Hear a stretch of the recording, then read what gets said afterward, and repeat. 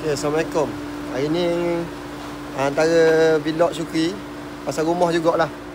Okay, ni kita siap dah cat colour nude gini.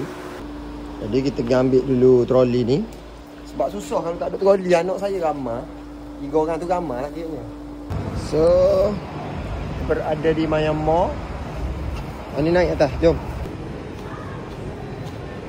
Syukri dapat info di Myanmar ada roadshow. Okay, sekarang kita dah jumpa dah kita punya table yang sesuai dengan konsep kita. So, jom kita tengok. Kalau kita tengok sini, ni kursi ni memang sesuai sangat dengan konsep Muji. Okay, bukan saja Syukri mari di Myanmar gini ni.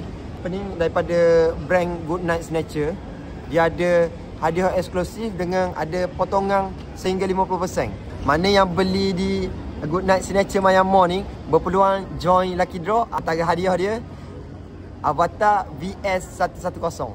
Boleh buat seorang selama 36 bulan. Tanpa berjamin, tanpa kad kredit, tanpa deposit. Mana mari sini senang sahaja untuk buat seorang. Mana nak cari barangan untuk kelengkapan rumah, moleklah mari di roadshow di Good Night Snatcher ni Myanmar. Kalau awak nak mari cari tilang, sesuai sangatlah sebab dia ada pelbagai jenis tilang, daripada hok lembut sampai ke hok kerah. Maknanya awak nak tengah test sese tu untuk sesuai dengan tulang belakang awak tu, sangat sesuai mari sini di Good Night Snatcher. Sebab apa? Kalau awak nak dapatkan tidur yang negatif tu, awak kena mari sini, test dulu macam mana, sakit tak tulang belakang tu.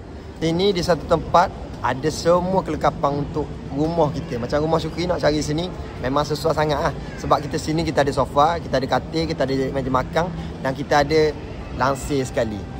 Ambil gambar, lepas tu tag Good Night Snatcher, berpeluang menang candy pillow untuk 100 orang terawal je.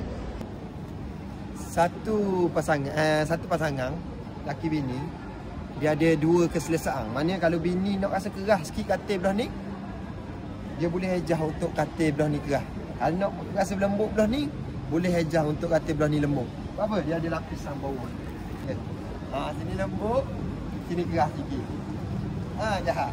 Mana yang mari ke Myanmar, wajib singgah di Good Night Snatcher ni.